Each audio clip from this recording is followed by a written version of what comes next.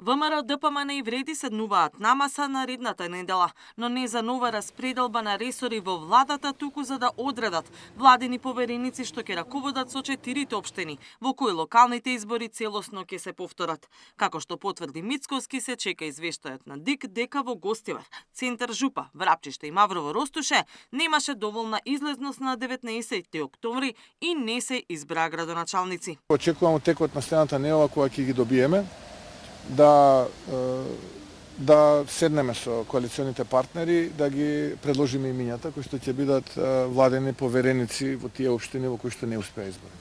Сепак Мицковски потврдува дека локалните избори по партиските конгреси и анализи веројатно ќе отворат и разговори меѓу владините коалициски партнери за кадровски смени во неговиот кабинет.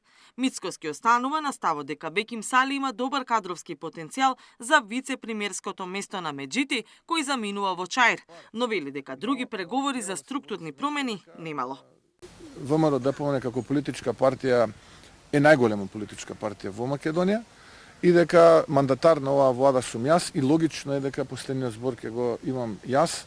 Не би сакал да комуницирам преку медиуми, туку апсолутно овие работи се решаваат како и до сега на еден, би рекол, исклучително квалитетен начин во рамките на самата коалиција. Реконструкцијата на владата стана тема откако од Вреди по локалните избори отворено изјавија очекување дека ќе добијат 2 нови министри, односно еден вице-премиер и еден министер за животна средина.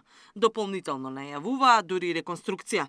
Предизборната кампања пак самиот Мицковски најави можни смени во владата и избогување со владини функционери по партискиот конгрес на ВМРО ДПМН на 6 декември, од кој не е задоволен од нивната работа. И додека владините партнери отворено зборуваат за освежување на сопствените редови, опозицијата засега без крупни кадровски смени. Досегашните промени се скромни. Чупевска замена од раководството на СДСМ, а Блерин Беџети од ДУИ само ја отстапи фотелјата на собраниски координатор. Веднаш по изборите самиот Филипче најави промени и најави конгрес, но засега од СДСМ нема одговор кога би бил конгресот и што мислат за постојаните повици на ВМРО ДПМН за реформа во партијата преку смена на лидерот. Сличен молк за можни смени и во опозицијската ДУИ. Катерина Нешкова, Сител телевизија.